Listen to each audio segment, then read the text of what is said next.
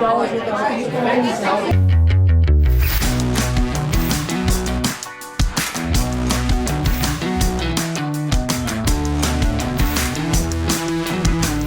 a shooting attack at an LDS church in Michigan. At the time of this recording, there are 4 confirmed dead, plus the shooter and arson. His name is Thomas Jacob Sanford, a 40-year-old former Marine who was killed by law enforcement in the parking lot of the church.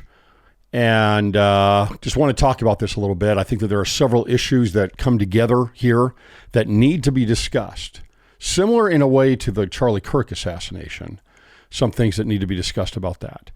And this is something that is in many ways a parallel to that, because there are several ingredients that went into this event that when this becomes baked, so to speak, it's eerily familiar to what we just saw a couple of weeks ago. But with a different take and from a different side, right? This episode is brought to you by the Ultimate Holy Land. We are going to Israel in March on the 29th, which is Palm Sunday, through April 6th, 2026. So we are spending the Holy Week in Israel. We'll be hitting Galilee, the traditional spot where John the Baptist baptized Jesus. We will be at the Mount of Olives in Gethsemane, Bethlehem, all of the major spots in Israel. This is, again, another one of those checklists that you've just got to do. And imagine being there during Holy Week. We'll be adding this in as the curriculum, as the agenda, as the discussions that we have as we go through the Holy Week in Israel. And we will be at the Garden Tomb on Easter Day. So incredible opportunity. We'd love to see you there. Go to cwicmedia.com up to the top trips and events and scroll down to Ultimate Holy Land for March 29th through April 6th, 2026. Would love to experience that with you. Okay. So the shooter, this is something that's very different, right? It appears that Thomas Jacob Sanford is someone who comes from the right in terms of his politics. He is a Christian. He is probably mentally ill to some degree. There are reports of him having PTSD. I want to go over this a little bit because I think this is important. It is still a parallel to what happened with Charlie Kirk. So you've got what is the motivation here? What is the motivation for this shooting and arson? I mean, this person wanted to kill everybody in that building. He had EDIs, he had an igniter, perhaps gasoline, something and you saw the pictures and the video of that church, and it was just completely engulfed in flames. He was shooting people in the back, including little kids in the back. And how do you get to this point? How do you get to this point? I think there's 2 things that we need to look at here that are intersecting, that ignite this event. Okay, number 1, I think he's unstable. He's an unstable person. And in any group of people, and I'm talking about Christians here, there's going to be a fringe that are unstable. You're going to have this in any group. With the Charlie Kirk assassination, what do you have? You have a group of very secularized, identity-based individuals that are very unstable. And when you take that instability from that group and you add in rhetoric that is from preaching, what I would call the religion of academia in this case, then you ignite something inside of these people that are unstable. That's usually where these things come from. Not always, but that's usually where this type of thing comes from. And so on the left with Charlie Kirk, you've got all of this, everything is justified. Violence is justified as long as it's for the revolution. And as long as we're getting our agenda put across. And you can see this from the celebrations of those that were celebrating Charlie Kirk's death and taking things even in the media and just atrocious things, dehumanizing Charlie Kirk and putting in a morality which is above murder, right? They're putting this, saying that murder doesn't matter. Murder doesn't matter because there's a higher morality here, because Charlie Kirk is a homophobe, a transphobe. He's a Nazi. He's Hitler. He's all of these things that come from this rhetoric that dehumanize him and others that have his political thoughts, right, and ideas and positions. And this is where we end up. Well, so what happens here with Thomas Jacob Sanford and the Mormons, right? It's you have a man that is indoctrinated with a rhetoric that comes from a certain branch and denominations and non-denominations of Christianity that have a vitriolic approach to Latter-day Saints and to the Church of Jesus Christ of Latter-day Saints. And I'm sorry, this needs to be talked about. This needs to be brought up. Because in the same way that we talk about the rhetoric of the secular hard left and what they say and how they ignite things, it's the same thing happening here. And I'll cover that a little bit in this episode. We'll cover that. Now, typically, as I go through things, and I'm talking about especially evangelical Christianity, but whether it's the Church of England or non-denominational Christians, the Southern Baptists, the Greek Orthodox, others where I have had a little bit of bridge building, so to speak. I know several individuals, and some of them have rather high influence in those organizations. And, it's all about bridge building. And it's wonderful. And the people are wonderful. And there's a certain edifying feeling and Christ-like feeling that you get that is similar to, I believe, Christ being with the woman at the well, the Samaritan woman. And it's the right thing to do. And typically when I'm talking about other Christian denominations and Christianity more broadly, that's what I'm talking about. And I'm working with, bridge building and speaking with pastors and bishops and fathers and et cetera, right? Not in this case, right? I want to talk about something because beyond that, you also cannot put your head in the sand. And a lot of people that watch this show are conservative, and they feel a kinship with their evangelical and other Christian denomination brothers and sisters politically and ideologically. They think similarly. They watch the same media. They read the same articles. They have the same discussions. But there is a group there, right? There is a group of individuals that if the left wasn't there as an enemy to them, then I don't think that things would go so smoothly, right? I don't think that things would go so smoothly as they do. And I wish this would change. It's got to change. And I think that this example of the shooting and arson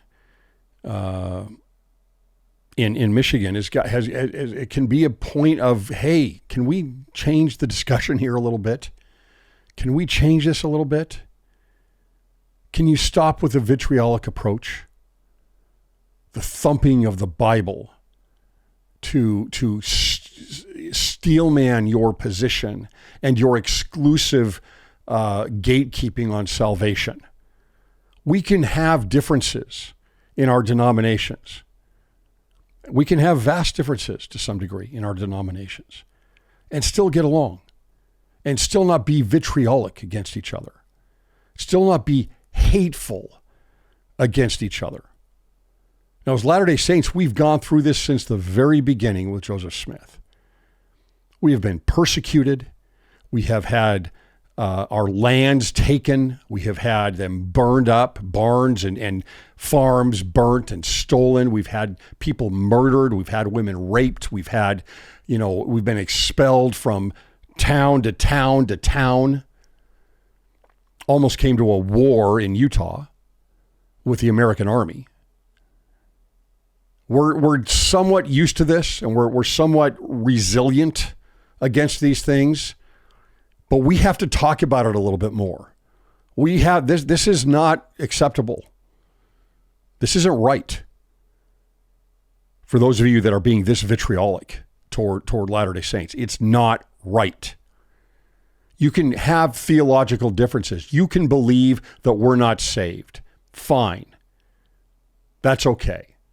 But to go out and start calling people demonic and part of a cult and satanic and, you're all going to hell, and that these are the focuses of an identity as Latter-day Saints for others, that's a problem.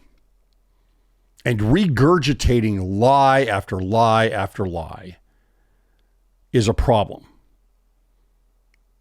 We don't do that to you.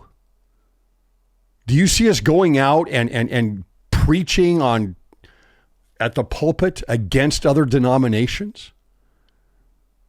We don't do that. We have a difference in belief too. But I want to go over a few of these examples because this rhetoric, this indoctrination, it's indoctrination to especially to fringe members of that group that may not be stable is a problem. And this is what results. Michigan is what is a result of that indoctrination and vitriolic hatred and rhetoric. Whenever you dehumanize others, and that's where a lot of this rhetoric goes, then you are giving license to people to be violent. Again, theological differences, fine. Let's talk about it. Let's debate. You don't have to believe what we believe. But I just want to go through this a little bit. What are the motives of this man in this attack? And again, the FBI is saying that this was a targeted attack. Essentially, it's terrorism in that sense, right? Because it's against a specific group. It is a hate crime, so to speak.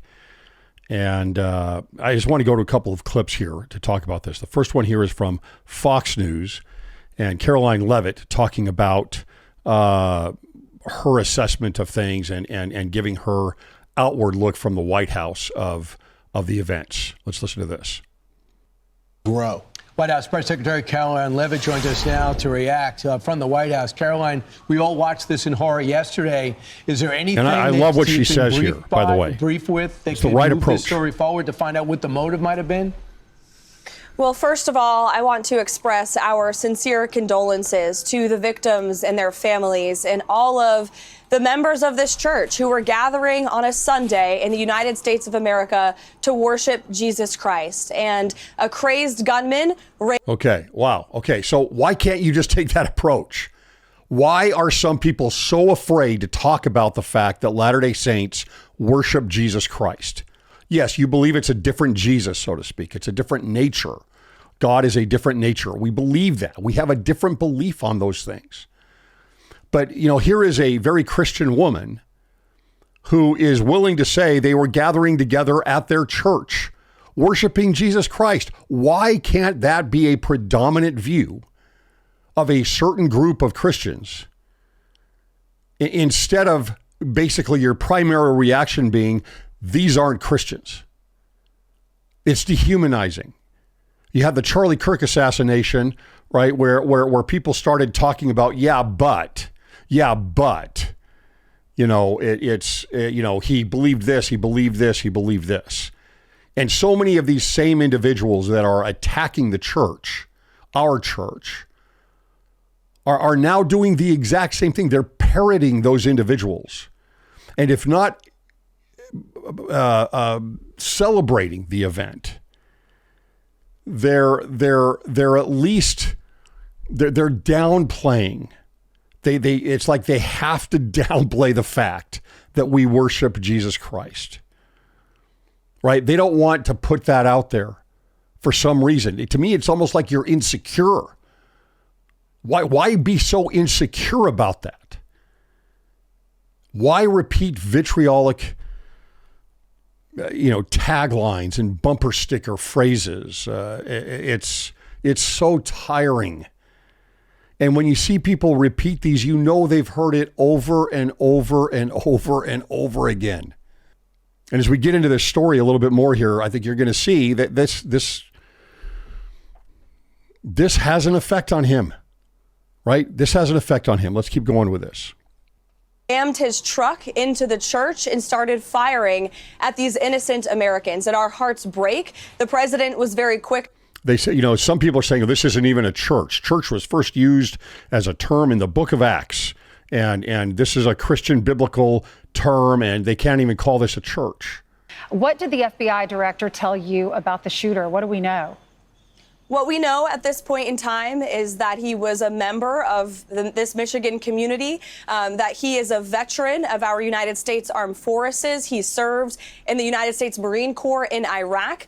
His family is cooperating with the FBI, and so they are currently trying to dig in and get to the bottom of why he committed this heinous act of violence. It's unfathomable. And as the president rightfully put in his Truth Social yesterday, this appears to be yet another targeted attack on Christians. Did this suspect leave any indication that he was trying to target people of faith, more than the obvious of him doing it to a church on a Sunday?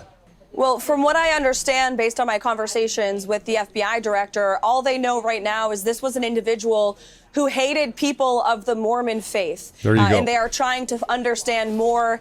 Okay, That seems to be the case. I'm going to show some additional clips here that kind of support this, corroborate that idea that he basically hated Mormons. And beyond just hate, he dehumanized Latter-day Saints completely and believed that he needed to intervene, right, because of the rhetoric.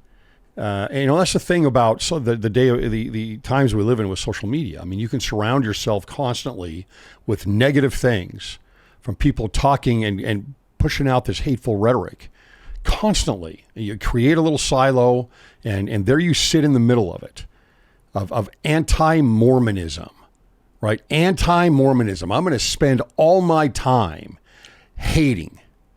I'm going to spend all my time in a negative approach to a group of people that I believe are the Antichrist.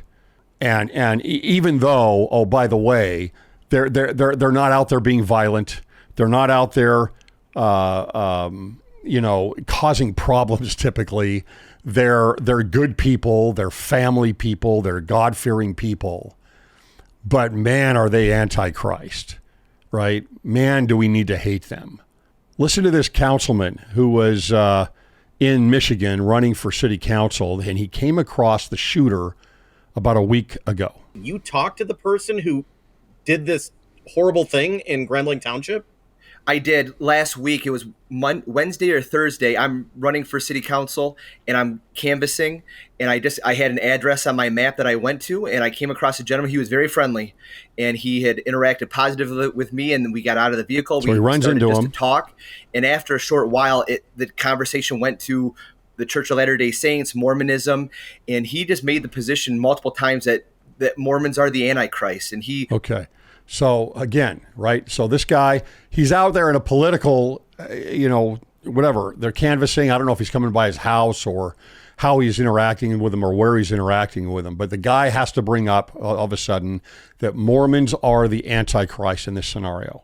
Now, you'll hear a little bit later here that this Chris Johns here, who is running for city council, he's got a cousin that played for BYU. He's got friends that live in Utah that are Latter-day Saints. So he's like, how do I handle this? What do I do? But again, the question is, where does the shooter get this information? Who is feeding him the fuel to foment this type of hatred? Again, I have a friend in Utah who is involved with the LDS church. I sent him a voice message saying I had a conversation with a person who had very sharp views. And then he went into his background, how he was a Marine. He had served overseas. And again, I'm going to paraphrase because I'm just going from memory, but he, to start new, had moved out to Utah to plow snow. He then began a relationship with a woman who was in the LDS church. And then in not so many, when the conversation changed to tattoos, which he had a lot of, and how he had to have all his tattoos removed in order to be, for certain religious ceremonies. And it was just a piece where I was very careful how I answered, because it's one of those things where I did not know what response was going to be acceptable to him. My cousin played football at BYU. I have friends who, so I have a history with BYU in the Mormon Church.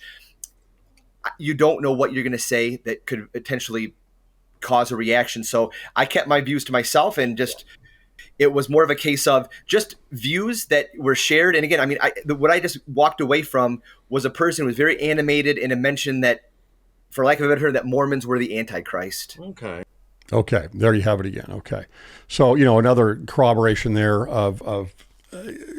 from this guy saying that he thought that they were the Antichrist. Where is he getting this, right? That is a term, that is a phrase. Who's saying this? And well, it's all over the place, right? I mean, you have major pastors, Christian pastors, that bring this type of rhetoric up. For an example, today, right now, Pastor Mark Driscoll, is on the Charlie Kirk show. And he handles this a little bit differently than Charlie does, right? Charlie is going to go out and say how much he loves the Mormons, I mean, I know several people that work for Charlie. I know a few people actually that work for Charlie closely that are Latter-day Saints. They have a great relationship, or had a great relationship. But this pastor is, a representative of several other groups of Christians that have this need to verbally persecute, to verbally annihilate, to verbally demonize Latter-day Saints. And I'm tired of it. This is not what you have to do, Mark. You don't have to do this. It doesn't do anything for you. It doesn't strengthen your identity. It doesn't make you more Christ-like. You're not defending the kingdom. You're just being hateful. Here's an example of what he's saying just after the Charlie Kirk assassination. Of course, the assassin was a member of the Church of Jesus Christ of Latter-day Saints, had completely, it looks like, left the church, was against the church, pushed against the church. But this is what he has to add in there. 22-year-old man grows up in a very affluent, nice, beautiful suburb, by all accounts, in a loving home. He has brothers. His father was in law enforcement. His mom and dad were registered Republicans. All of this is demonic. That's right. Come on. When you can't find a physical cause, look for a spiritual cause. When you hate someone that has never met you or said or done anything particularly focused on you, to the degree that you will murder them. Okay, I want to just say something here.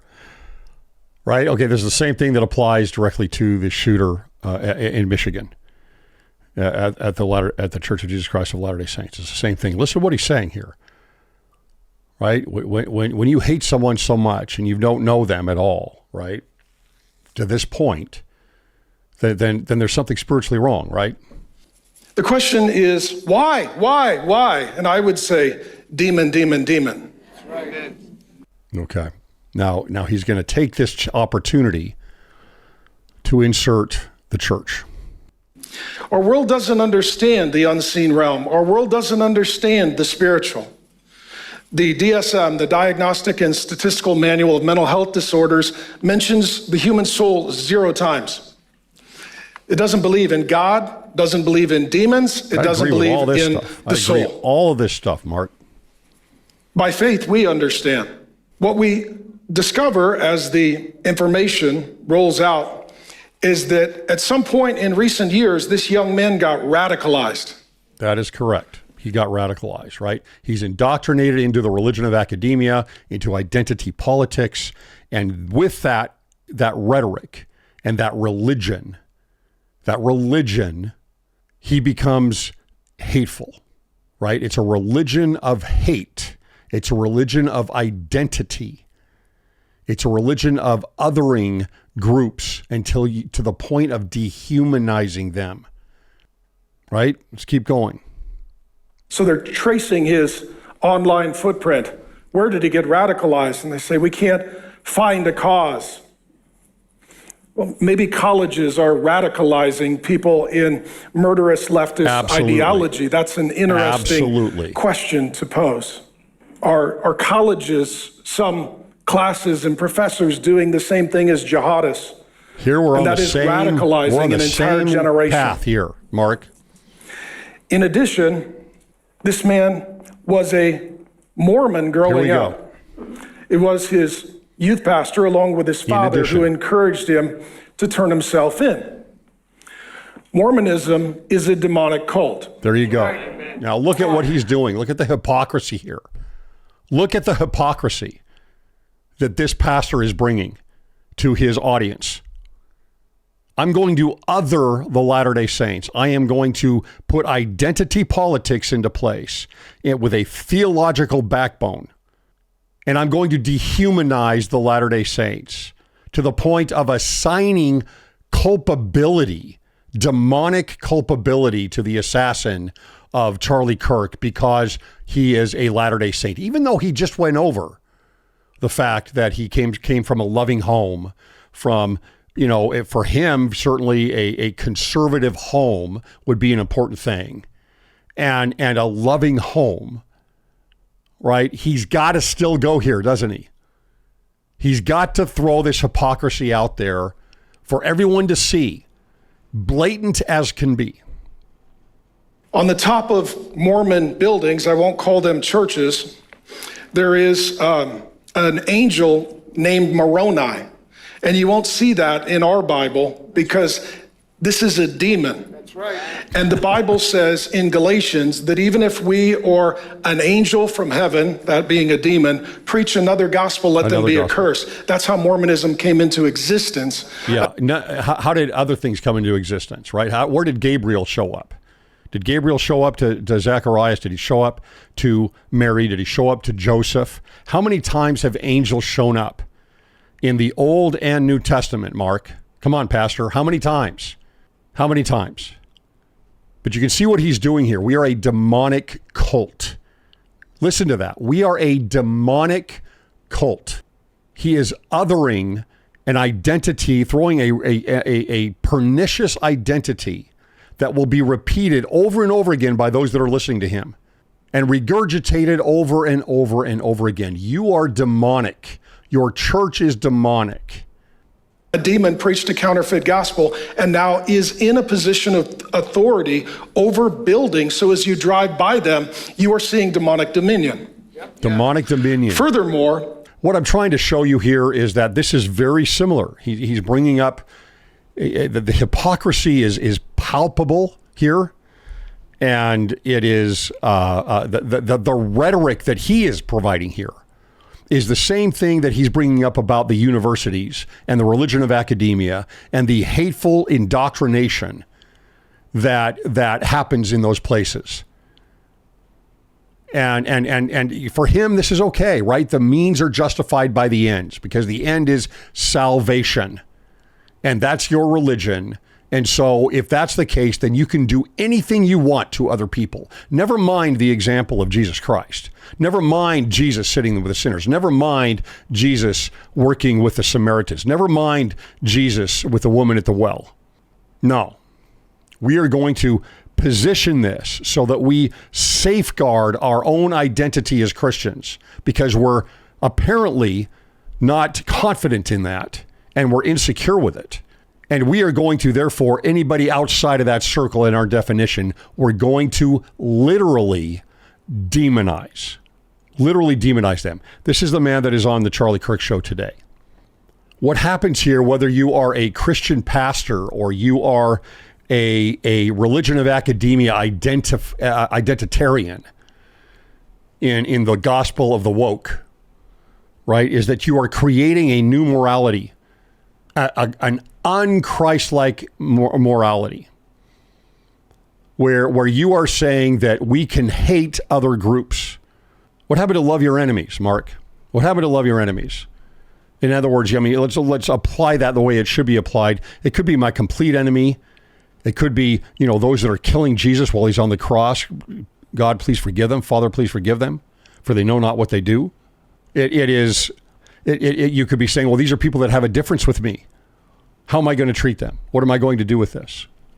Their rhetoric is exactly the same thing that they cry against on the left, right? With the demonizing of people like Charlie Kirk. He is demonizing, literally, Latter-day Saints. And people like this shooter who are on the fringe mentally, who are unstable, pick up on these things and this rhetoric. Why are you doing this, Mark? Why are you doing this? Is this what the fruits are that you see of Latter-day Saints? That they're demonic? Or is there something else happening here that you're insecure about? And this happens all over the United States. This happens all over the West. Why? Why is this happening? Why are you adopting an un-Christian-like morality? Lastly, I want to talk about something else that this whole scenario brings up, and that is carrying. When I say carry, I mean concealed carry at churches. Now, the early reports are that one of the counselors in the bishopric in Michigan returned fire against the shooter. And I think that he is the one that is perhaps in critical condition. I don't have that confirmed. Maybe you guys know that. But those reports have died down quite a bit because I think that the media doesn't want to put that out there. They never do. They always lower, right, the impact of being armed against perpetrators and murderers and thieves and rapists, etc. They always lower the information and try to sweep it under the rug. But thank goodness he was there. If those reports are true, if the early reports are true, and he was returning fire, and we don't know this, maybe some of the people there that were there would know this and have a much better idea of this, but did he save lives? Did he slow the gunman down from being able to put off explosives or to shoot more against others? Did he save lives? Did he save a lot of lives? My understanding is he was an off-duty cop of some sort. And in the manual for the church, those individuals are allowed to carry at church. Right? I remember in one of my previous wards I was in, we had a DEA agent that was at church, and he carried every Sunday. And I remember once he leaned over once and his jacket opened up, and there you could see his pistol after church, after sacrament meeting. And one of the older women came up to him just frantic. What are you doing here? Why are you bringing that? Do you understand how that affects my spirituality? I'm coming here to worship and you're bringing a gun. And again, these are people that don't understand guns. They just don't understand it. They've had no familiarity with them. And to them, it's all evil, right? It's like money. Money itself is evil. It's not how you use it. It's not if you're greedy. It's money itself is evil, or guns are evil no matter what, right? And I used to think to myself, thank goodness that guy's here. I am glad he's here. I knew him, and I'm glad he's there. I've got people in my stake right now. We had stake conference yesterday. And of course, we're on higher alert from not just the Charlie Kirk issue, but of course, what happened earlier that morning, just a couple hours before our stake conference. And there are cops that are off duty that are in our stake that are carrying. And I'm glad they are. I'm very glad they are. Now, in the manual, you have the approval of off-duty cops being, carrying at church. All right. Thank goodness. Now, there are several wards that do not have off-duty cops that are going to be attending the ward. And so there's no protection in that case. Are we moving toward a point where that is going to be needed? That is something a lot of guys think about. A lot of guys think about that. And right now the manual says, no, we do not permit carrying on church property unless you are a cop. And maybe that's the right approach. I don't know. I haven't, maybe this has really been thought out quite a bit. I hope it's not just some kind of niceness culture that is informing that policy. And there's questions about this. For example, what if you do carry, or what if what if you have guns and you keep a gun in your truck, you keep a gun in your glove compartment, and you're in the parking lot of the church, so you're technically on church property. Is that okay, or do you need to get rid of your gun in your car before you go to church to technically follow the manual? And what do you do in this case? What if this happened? What if this was coordinated? What if you had a coordination of these attacks on churches for Latter-day Saints in 2 or 3 spots?